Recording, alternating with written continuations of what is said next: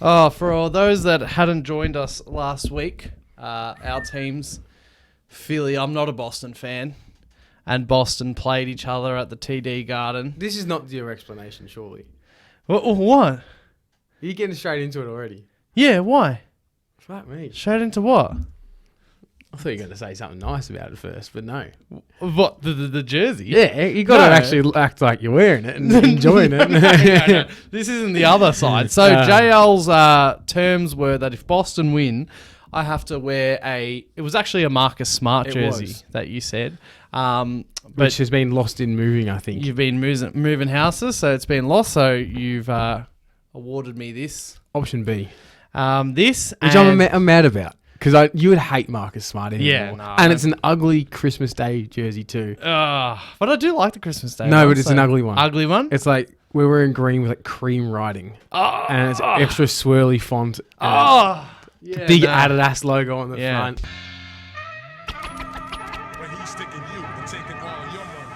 Welcome to the Bronx Shear Basketball Show. I'm your host, Nathan Callanan, and as always, I'm joined by my co-host, Jack Lynch. Here we go. Last week at this point, I said I don't do the date thing anymore. I'm so used to doing today it's because we're in Australia. That's why I always felt like I used to need to say the date, but now it's just like they can work it out for themselves. Anyway, JL, how are you? Very well, mate. You are? Very well. I'm looking at a beautiful boy in a beautiful jersey, and nothing gets better than that. Have you done like your top, 50, 20 player ranking in your mind? Is Bill Russell... Where is Bill Russell? I've never done it. Can you throw him in? You know I don't like... What you'd know? What do you mean what I know? Just about Bill? You know, like I haven't done mine, but I just throw in, that player's top 5. You know what I'm saying? I don't think talent-wise he's in the top 10. But career-wise he's in the top 10. Yeah. You'd have to put him in the top 20, surely. Yeah, because... Just as a bit of respect. 11 rings, wasn't it? 11. 11 eight in a row at one stage. Jesus. 11 in 13 years. Do you value him? Who's the late great? Who's the recent Celtic man that passed? Tommy Heinsohn. Yeah. Which one do you like better? Bill as a player, without a doubt. Of course. But Tommy is arguably the greatest Celtic because he was a player.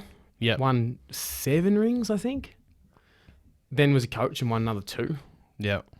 Then went into broadcasting and's been there for all Larry Bird's championships. Then the 2008 one, 2010 loss. He's been there for every single championship in Celtics history he's been a part of. Yeah. Wow. So... great history. No wonder he's such a biased commentator. Yeah, he was so biased. Oh, I loved him. All right. If you're new to the show, hit follow or subscribe, whatever button that is on your podcast app. Or if you're on YouTube, hit that subscribe button and notifications bell. Got to remember to say that.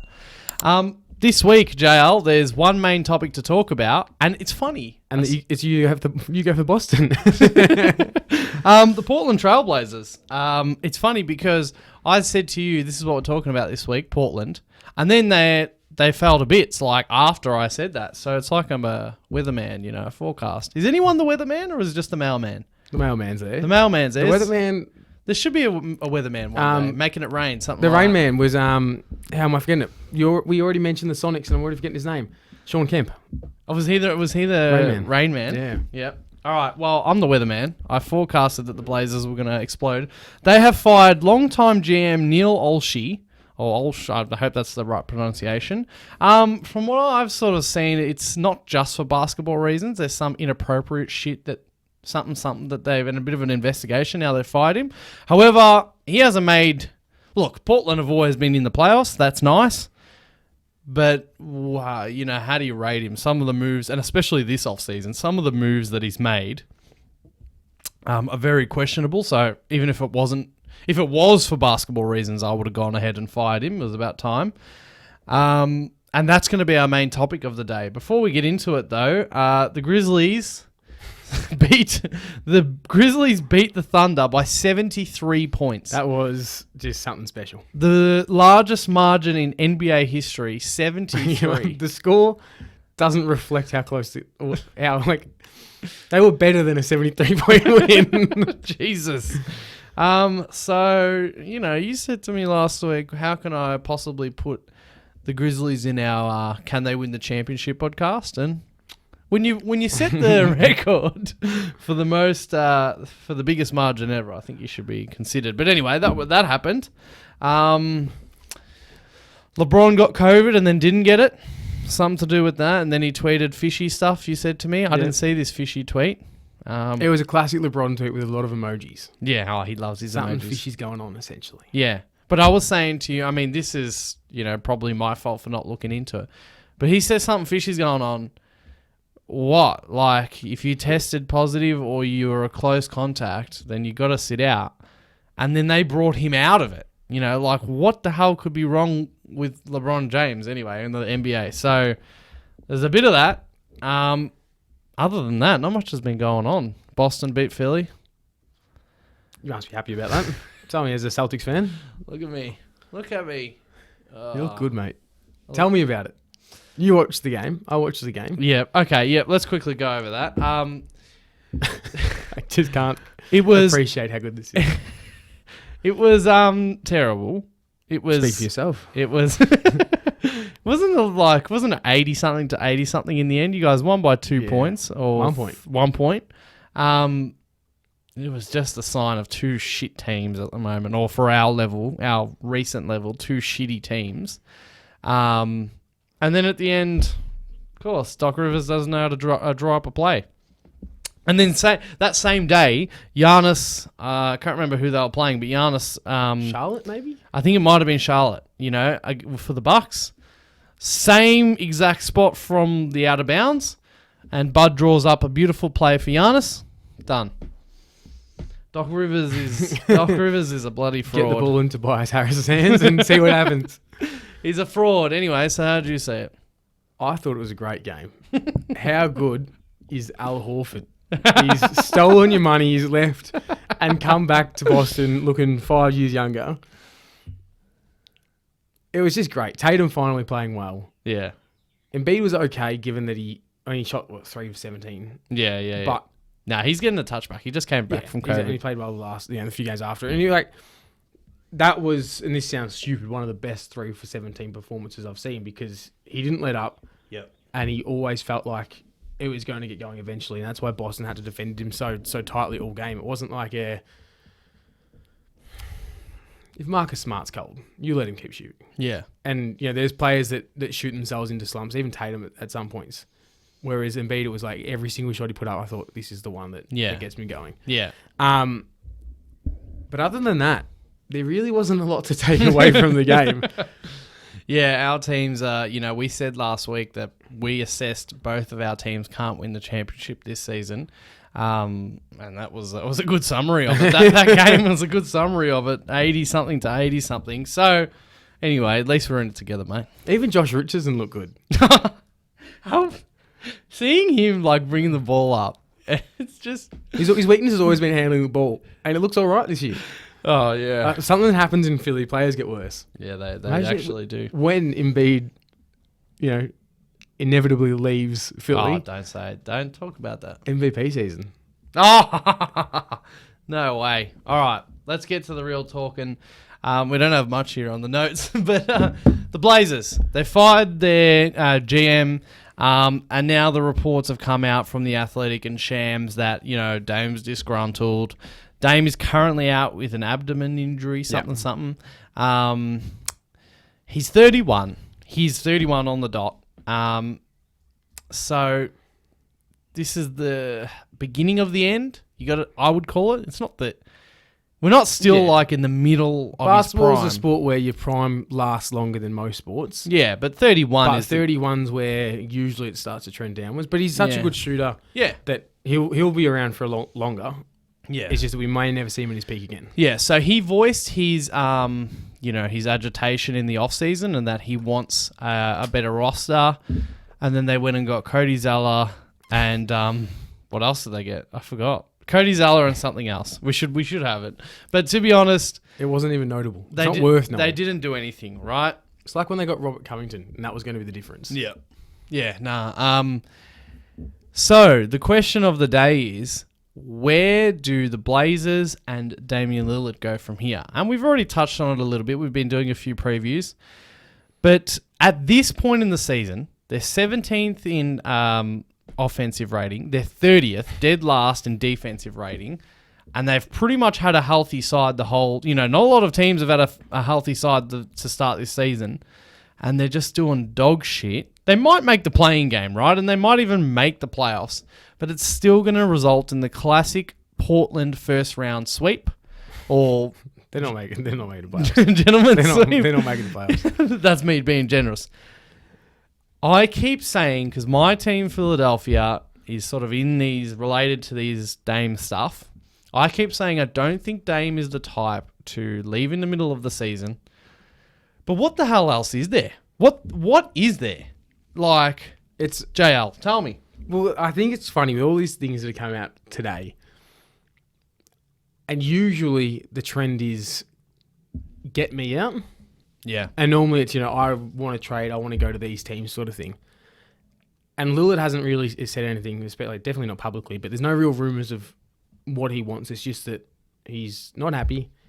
And the most recent one was he wants to play with Ben Simmons. Which means he doesn't want to leave Portland still. Yeah. I think he's going to die on that hill of I have to be a one-team player. Yeah.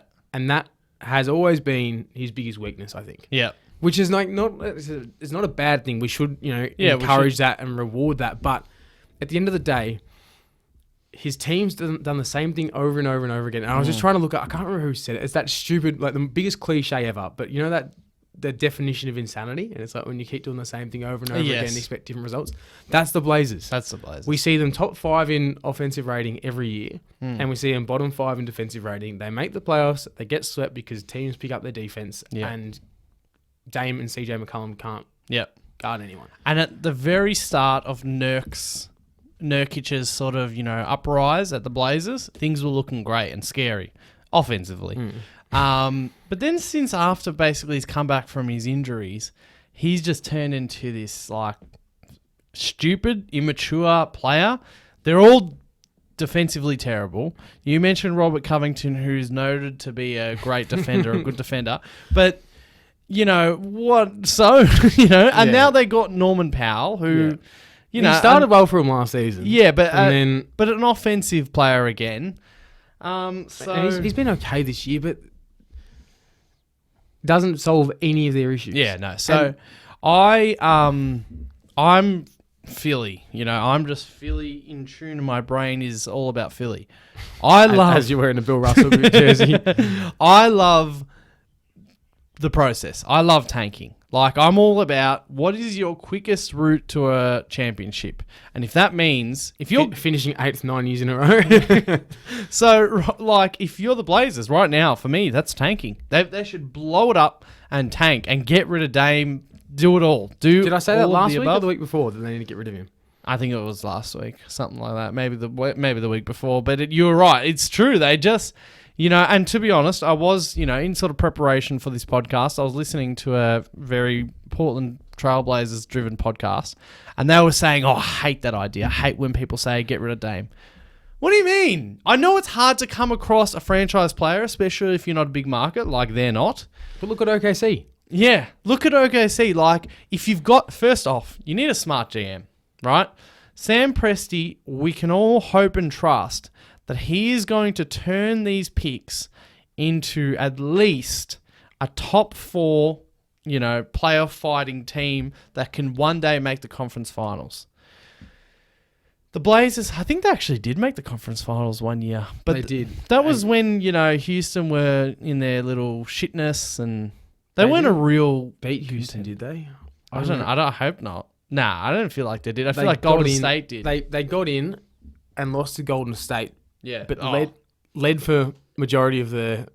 They led for more minutes than Golden State did. Yep, and I think they got swept. Yeah, and I'm pretty sure Golden State didn't have KD that series, and they still killed them. They killed them. Yeah. I think they might have swept them. But anyway, the gist is, as a supporter, I would hate to watch Philadelphia, and it did happen a lot before the process. Compete without having a real shot at the championship. In my opinion, in the modern day, You should not bother competing if you've got no shot at a championship. Yes, if you just happen to draft players who aren't worth it, you've got to sit on it for a few years to keep the fans happy. You can't just be like, oh, hold on, we stuffed this up. These players aren't... And you can't move them prematurely either. That's right. You've got to see it out. Got to see it out. But once you know, and as you said, the Blazers have known for a few years now that this just doesn't work. Especially when they haven't made any big moves. Yeah. They've had the same core for 5 seasons now. Yeah. And I just don't think that they're going to get a championship caliber package, even if they were to throw even if they were to offer out like Covington, Powell, Nurkic and CJ, to all different places or all packaged up. I don't think that they're going to get an assortment of players to help them win a championship. And it's up to him. I know he wants to be loyal, but it's time to come to Philly, Dame. Well, he's not going to come to Philly. I think he will. I think at the end of the season, he'll ask out. If he wants to come to Philly, he doesn't want to play with Ben then. Yeah. The Ben, it has to be either Ben for Dame. Yeah. Or Portland have to sell everything they have because they've got no assets anyway. Yeah. But they've got to give up everything for Ben, which leaves them in the same situation as that they've got no one to put around Dame and Ben. Yeah. So I reckon the Ben thing is just for me, the way I see it, so that came out today from The Athletic, that multiple sources say that Damian Lillard is interested in playing with Ben Simmons. That's not him. If that's true, that's not Lillard wants to play with Ben. That's his way of being nice, saying, look, I want to trade CJ. They're best mates. They love each other. Yeah. That's for me. That's him saying, I want my boys to be traded, but I'm not going to say I want my boys to be traded. Ben Simmons is like the obvious Ben for CJ. So I'm going to say I want Ben, meaning that someone has to go. That's the way I take it. He probably does want to stay, but if they don't blow it up, I reckon. I think it's the warning sign of. Do you think that Damian Lillard and Ben Simmons, so say they trade CJ for Ben and they give us whatever, do you think that Damian Lillard and Ben Simmons can make the conference finals? No. No way. It's the same thing. No way. So some of these players. I think it's a warning sign saying, make something happen. Yeah. And it doesn't necessarily mean Ben. Yeah. Make something happen. You've got, this amount of time. Trade deadline's coming. Sorry, this is making too much noise. Go on. Trade deadline's coming. Either make a move or I'm not going to be here much longer. Sorry. It's all happening. It's all happening. It's all happening here. This is what we do on this podcast. This is what they have at ESPN. Anyway, that's right. Yeah, I don't know, man, but I just can't. So you know how I keep saying that I don't think that he would stay around. I don't think he would ask out or leave in the middle of a season. If this offseason he does the whole, okay, I'm serious, but he still doesn't want to leave and he lets them bring in, for example, Ben Simmons, if they get to halfway through next season and they're dog shit, does he actually ask out middle of next season? I still don't think so. No. So it's sort of either middle of this season or more likely, I think he's going to ask out at the end of this season. I don't know. It's actually crazy. They're pretty fucked. They are. And he's like you said to begin with, he's not getting any younger. Yeah. This is who the Blazers have been for the last 5 years, and if nothing changes, it's going to be the Blazers for the next 5 that's years. right. That's right. So something's got to happen. I don't know who they're going to bring in as GM, but whoever it is has got a big task on their hands to try and flip this around and keep Dame happy. Yep. If not, Dame's out. Yeah. So, I mean, if you're a Blazers fan, as you just said, you're probably used to it. I don't even need to say it, but I would just be really getting used to everything I said I hate. Get used to we're not fighting for a championship, because, and they are used to it. Sorry, but they are because they're not going to. And because of Dame's loyalty, it's stupid loyalty because it's going to get him and them nowhere. Depends how he wants to be remembered. That's right. Does he want to be the Reggie Miller of this gen and that's right, not have much playoff success? But something's got to give eventually. This, as you said, this generation, this era, the legacy. It's just standard now. Yeah. It's just so standard. So something's got to give. The Blazers are in big trouble. Let's there's not much else to talk about. Let's get on to this week's segment, I reckon, JL. Straight into it. Another top 10 we've got for you. So this week, the top 10... I'm going to get pissed off at you, and I think you're going to get pissed off at me. Because this is ridiculous. I don't know. I don't know about this. I'm hoping that we got some pretty similar stuff. We never do. Okay. This week's top 10 is top 10 players under 25. Yeah? So 24 and under. 24 and under. Top 10 under 25s. Yeah. We're going with that, right? All right. I'll kick us off. You can go for it. All right. Okay. I'll say my honourable mentions at the end. I've got literally 7 honourable mentions. I didn't even bother 8. because There's 1,000 of them. Yeah. Okay. This was so hard to make. My number 10 is Michael Porter Jr. And the reason why he's number 10 is because he's out for the year with a nerve issue. I am sitting here with a back problem.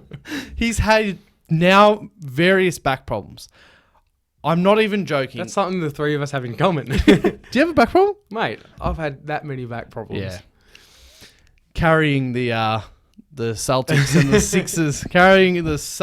Sixers, failures, emotional times. Anyway, I've put him at number 10 because I can't put him any higher because now that he's out again with a big back problem, I just can't put him any higher because even though I want this to be, it's more so about right now, but at the same time, it's like you're sort of drafting them right now in a weird way. Because the way you described it to me is almost going into a 5-year deal. Sort of thing. Yeah. Almost. It's right now, but you're also looking like you're getting on a 5-year deal.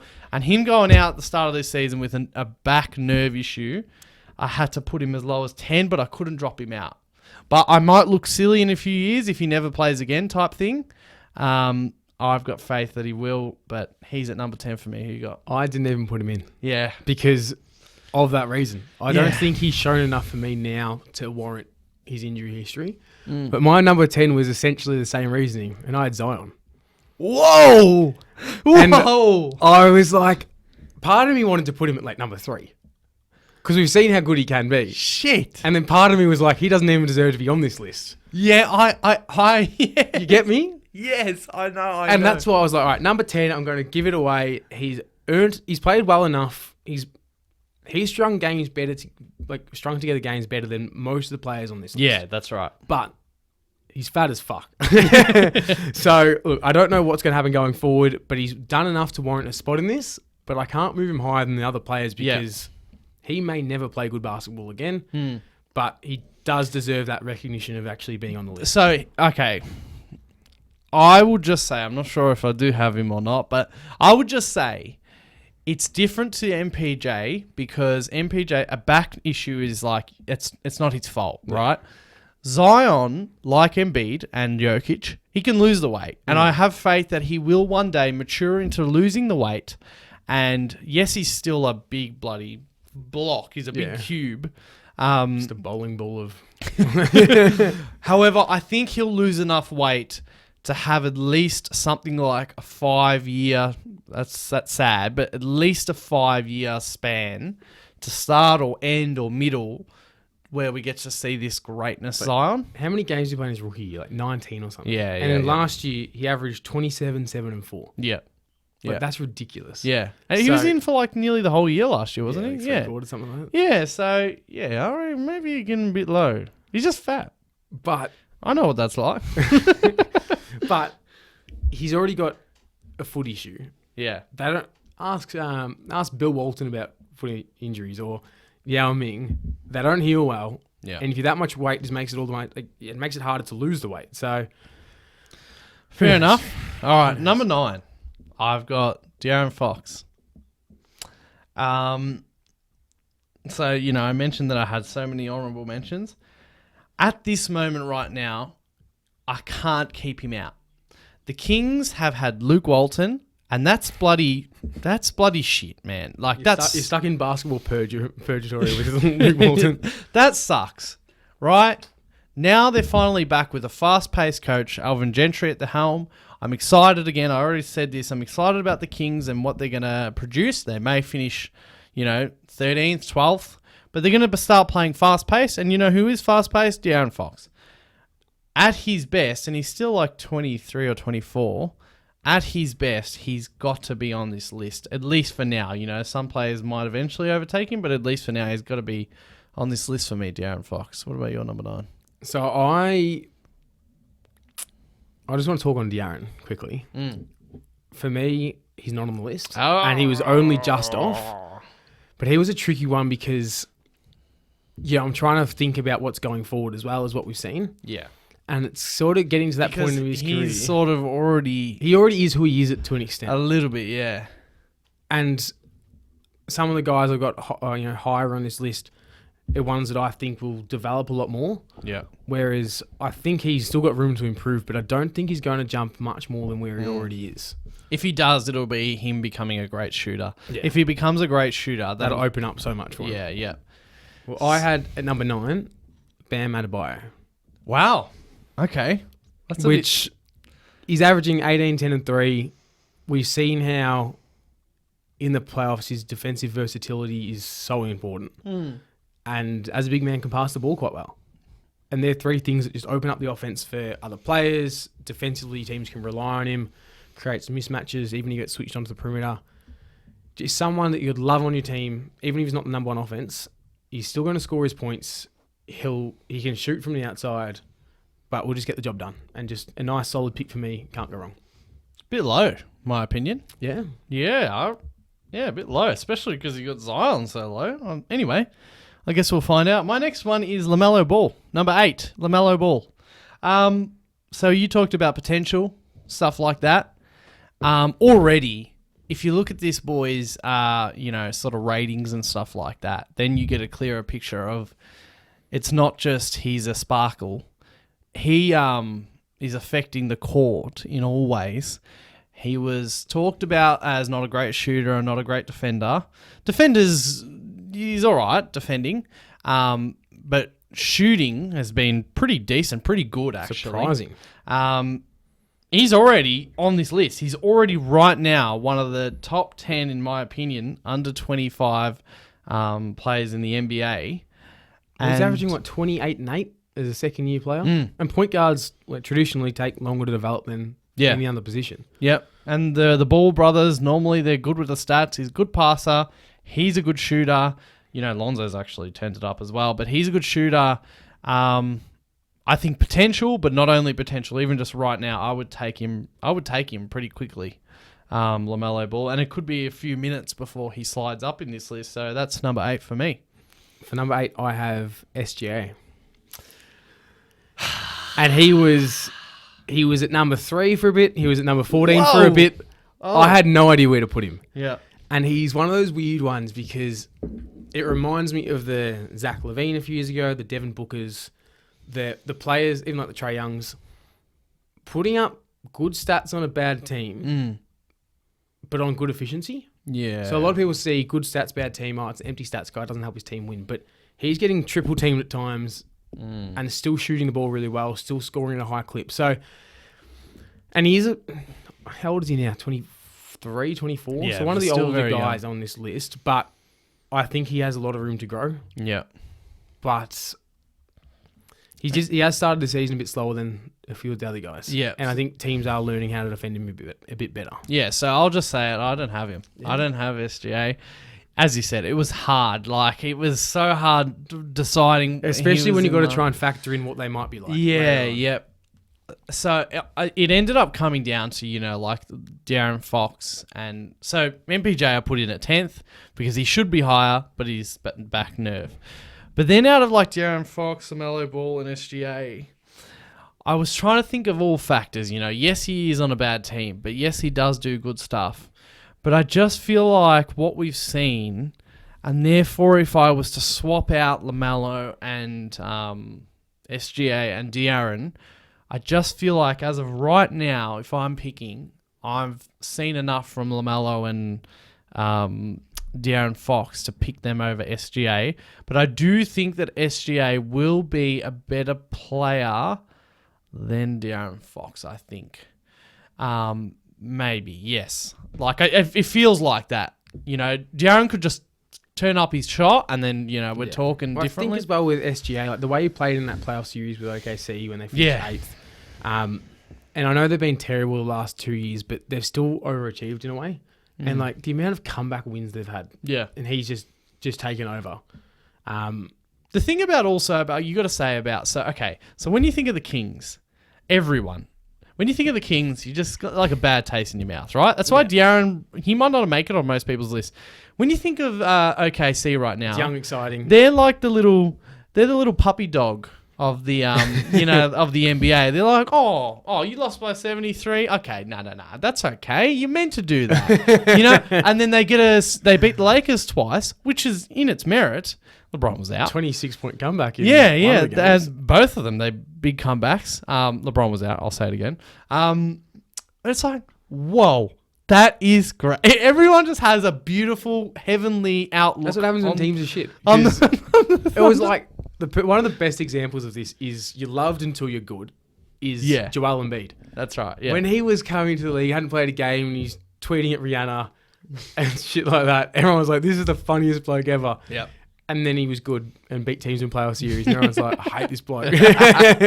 That's it. So that's what I think, that's why our minds are... Because I feel the same. Like, I've got a better taste in my mouth about SGA than I do Fox. But I think I'd take Fox first. Anyway, that was our number 8. Number 8. Number 7. I've got Trae Young. You probably know of... People might say this is a bit low. You know of me. I think that... He can't get over the conference finals last year. Or and I semis. know I'm going to get hit with... I'm glad I'm wearing this today. I know people are going to hit me with, I can't get over that. You're a stupid Celtics supporter. You know anything. Celtics fans all the same. You've been copying it in the comments. Anyway, I'm just not convinced yet. I'm not convinced that Trae Young can do it. Even if beating a secretly... stupid even if beating a team that was the Sixers that finished in the first seed but they're frauds, and taking a game off the Bucks who won one of the easiest championships ever. I say it again, I'm right on that. Am I not right? No comment. Anyway, the Bucks had to beat the Hawks in the conference finals. I forgot to say that when we were talking about this last week. Even if that's I reckon that's nearly their ceiling. Trae Young he's got a pretty great team around him, but if he was Luka Doncic, for example, they'd be like another level. They'd be another level again. Who's the second best player on the Hawks? No, they're good though. They're spread out. Deep, but okay, they got Bogdanovic. I would probably say John Collins would be my second pick. Yeah. And he is good. And he's young. Capella does his job. John Collins, Capella, Bogdanovic, DeAndre Hunter. And then they got the depth. That's a solid team.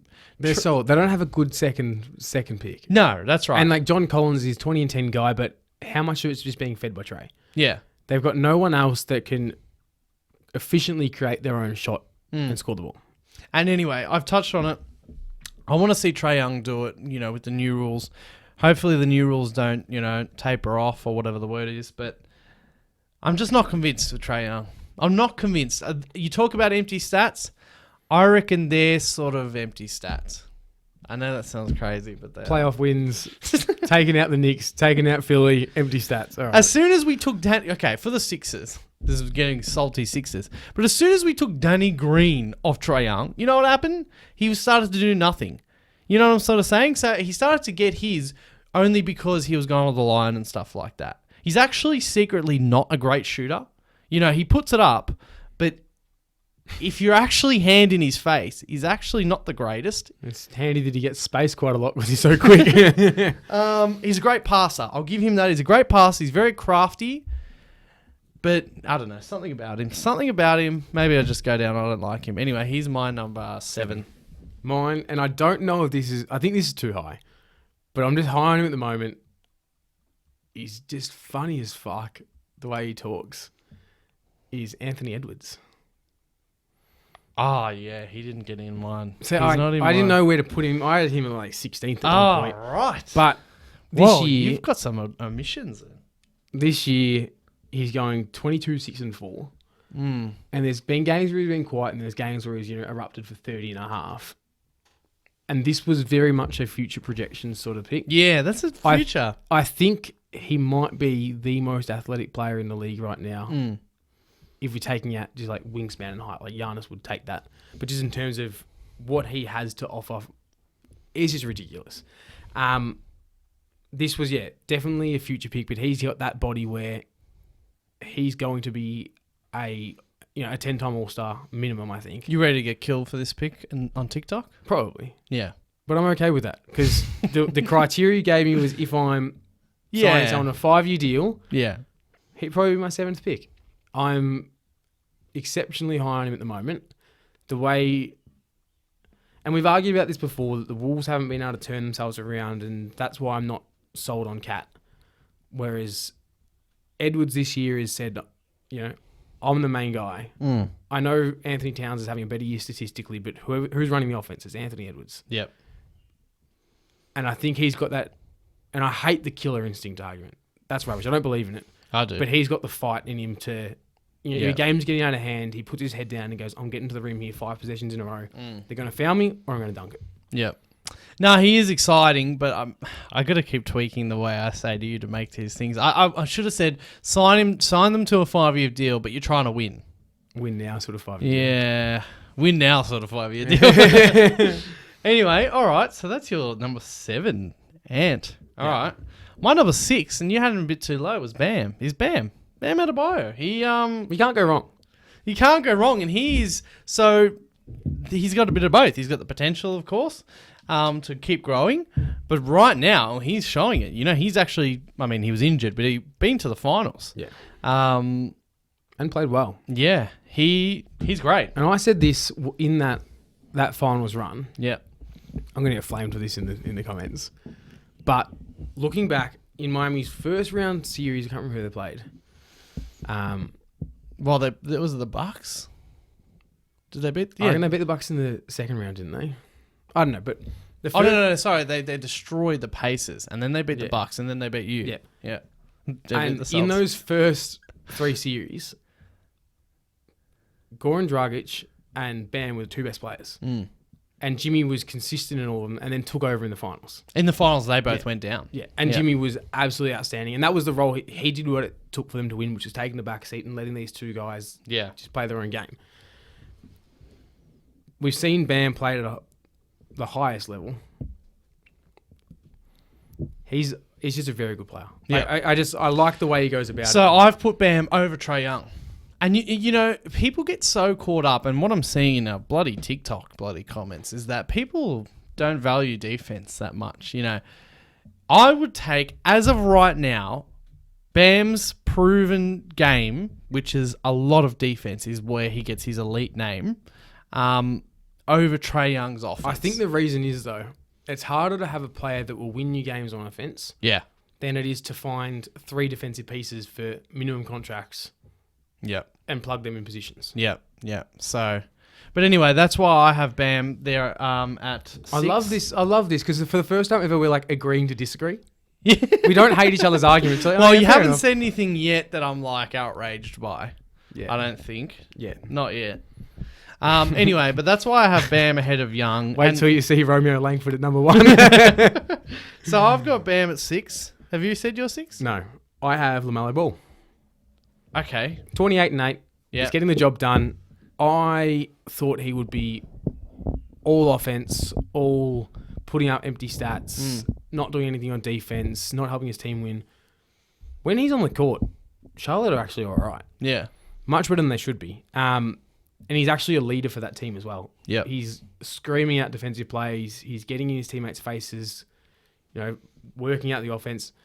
I've been so impressed with someone that I thought would be a bust. I like the way he plays. You mentioned his 3-point shooting. And to me, like, his shot's decent. He's not shooting at a great clip or anything. But the fact that it's like the way he shoots open threes and the way he shoots contested threes, he's hitting at them at like the same clip. Yeah. And someone that's making tough shots at an early age, I think as they get older and mature and they find their rhythm a bit more, he's going to be like his brother Alonzo, who's now that he's not like shooting like 42% or something like that. On 7 attempts. And I don't think LaMelo will get to that level because he's going to be taking tougher shots, but he'll hit every open three by, in a few years' time. Yeah. But his ability to hit the tough ones, that's what's impressing me most. Yeah, he is amazing. Yeah. Mine was sort of, we're just at the start. I said he could pop up any minute. That's why he was a bit lower for me, LaMelo, but he is amazing so far. My number 5. This is where we get into my list, we get into the Mount Rushmore of injured. We got the same number 5 then, I think. My number 5 is Jamal Murray. Yeah, same. Yeah. He's at number 5. On this particular list, it doesn't feel like he's under 25 years old. No. Because it feels like he's done so much more, and he has, than pretty much everyone on this list. He has. He's done more than everyone on my list. Maybe other than one. His injury and his inconsistency, pretty much both of those things has led me putting him at 5. And because it was an ACL,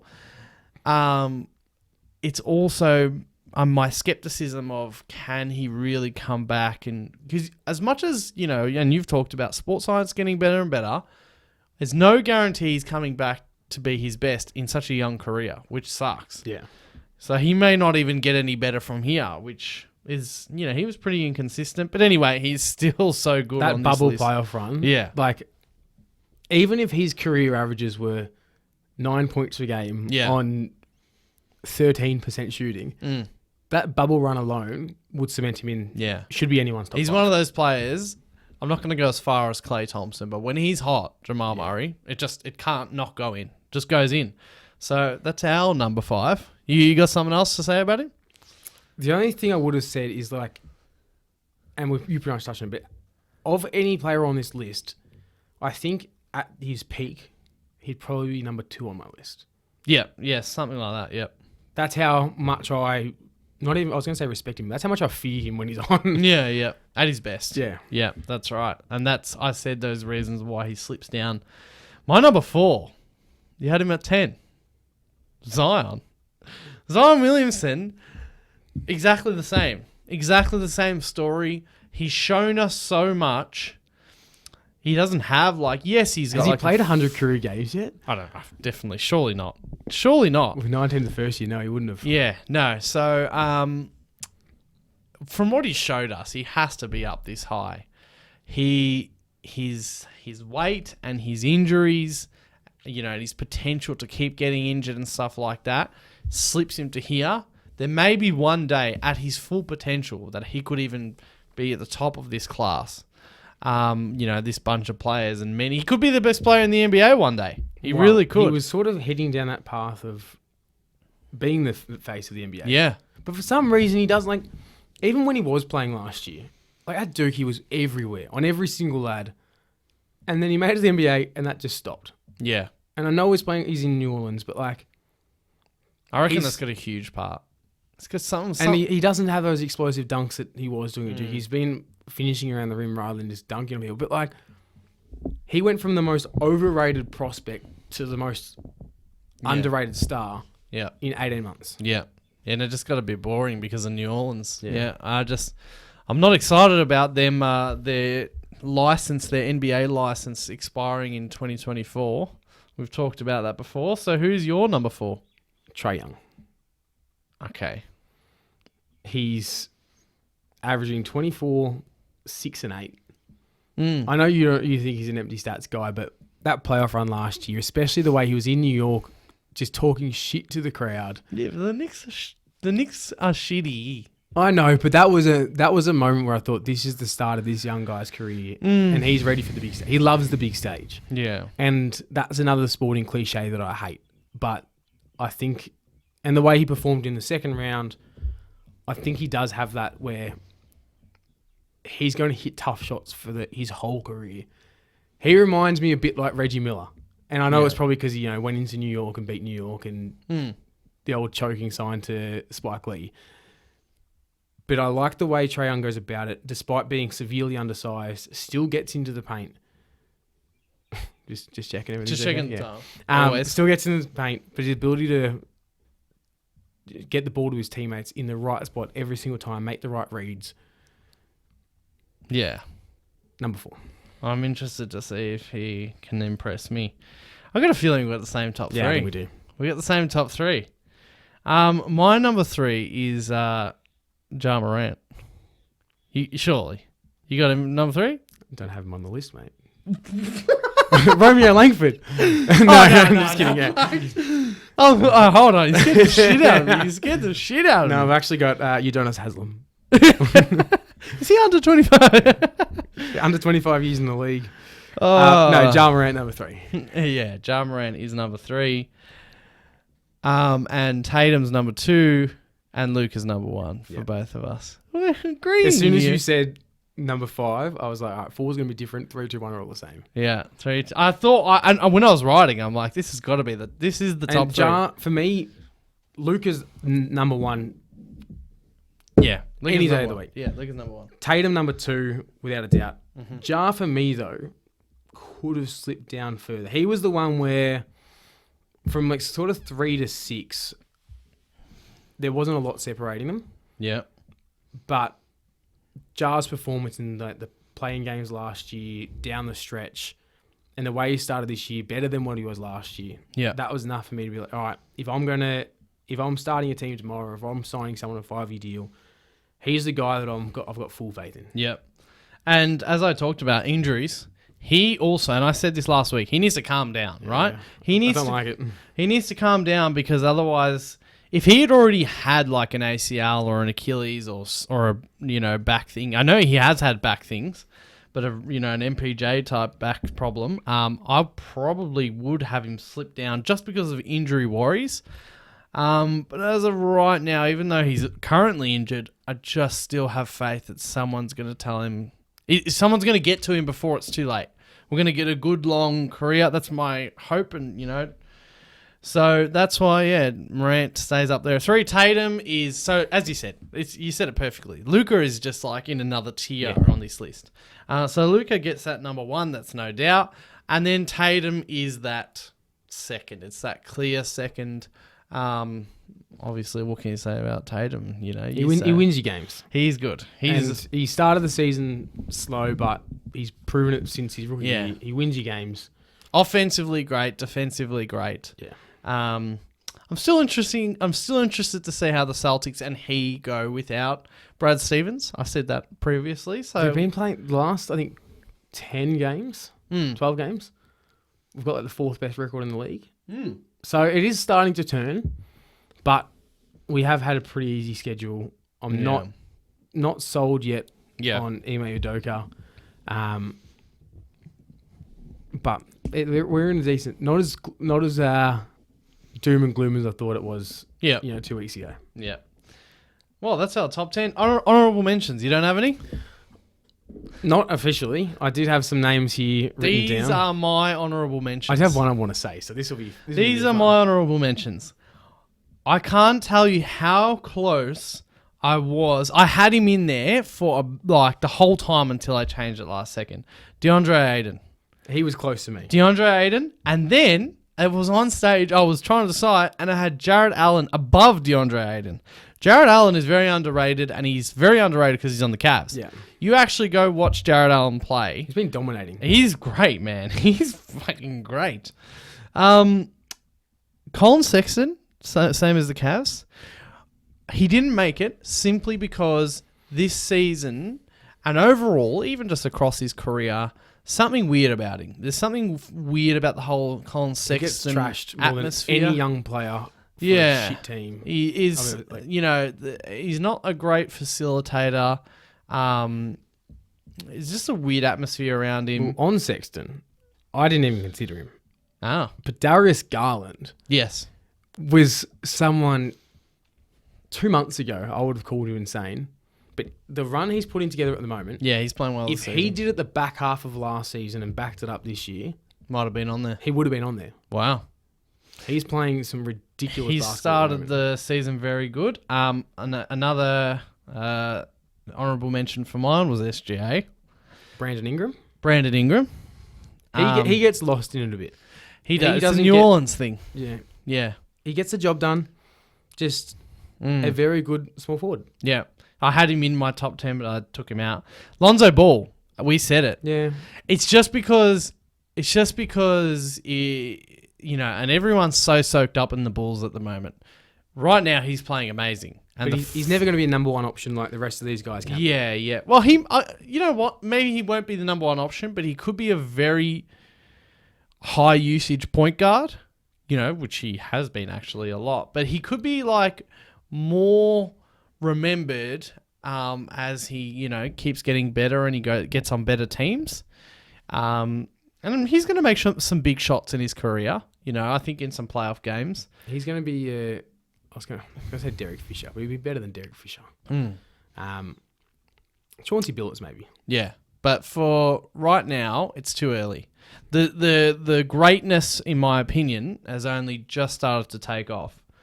I'm surprised you didn't have Tyrese Maxey. Matisse Thybulle. Nah, come on. And then the last one we haven't mentioned, that's an honourable mention for me, is Tyler Hero. Yeah, I considered it. There's also names with the idea. There's also names like Jaren Jackson Jr., but John Collins. He's like he's in like John Collins, the snubs. Yeah, like snubs from the snubbed list. Yeah, and John Collins, he's a funny one. I reckon you talked about like, okay, maybe it doesn't have to be killer instinct, but if he was like, I'm the guy, if he wanted to be the guy, but at the same time was happy to stay on the Hawks. You know what I'm sort of saying? Like, if he's happy to be, I am truly not the point guard, but I am the guy, I reckon we'd see much more, you'd hear a lot more about I don't think he can be because he doesn't have a good handle. To be a successful big man, you've got to be able to put the floor on the ball. Put the ball on the floor, and he doesn't have that ability. Yeah. He can't say, give me the ball, clear out of the way, I'm going to work. I'm just trying to think of a player that he could be similar to, but I guess there isn't one that I can pop to mind. But anyway, I reckon he can be better. I reckon he can be better, and he can be in all of our minds as a more feared player. I wonder what this is going to look like at the end of the season, and if any of the current draft picks are in there. Yeah. Cade Cunningham's put together some... Of all the first round picks so far this season, his best games have been the best of a lot. It's just that he's had so few of them. Yeah. Mobley as well. Yeah, I was going to say Mobley from the Cavs has been killing it. Honestly, he is going to be defensive all-team. I can't this season? Genuinely, I reckon he's a top 5 defender this season. Wow. Yeah. Big call. Yeah. Over Matisse. They can both make it, mate. There's 5 spots. Oh, mate, Matisse Thybulle, what a player. He did wear a Boston hat when he got drafted, but you guys, we gave you...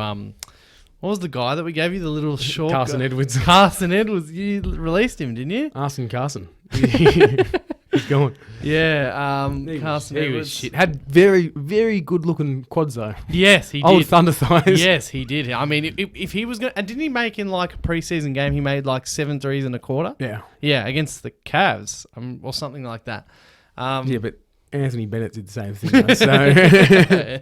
Oh, God.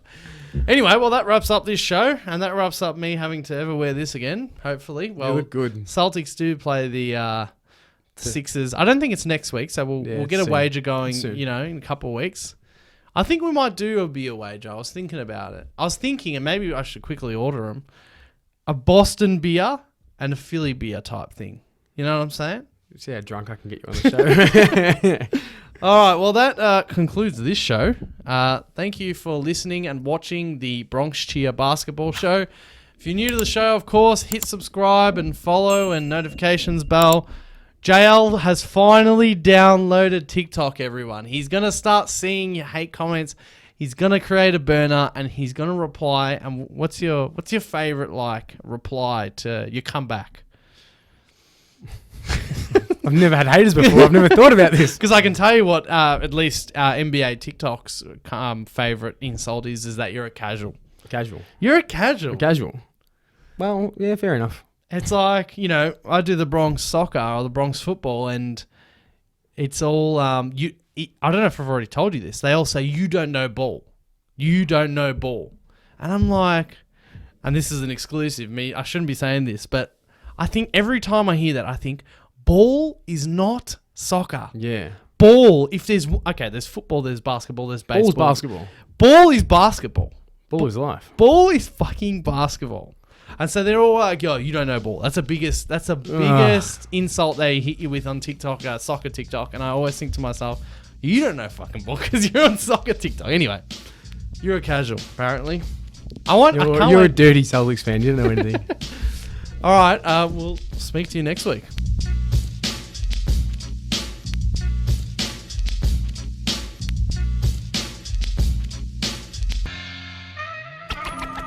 When he's sticking you and taking all your money.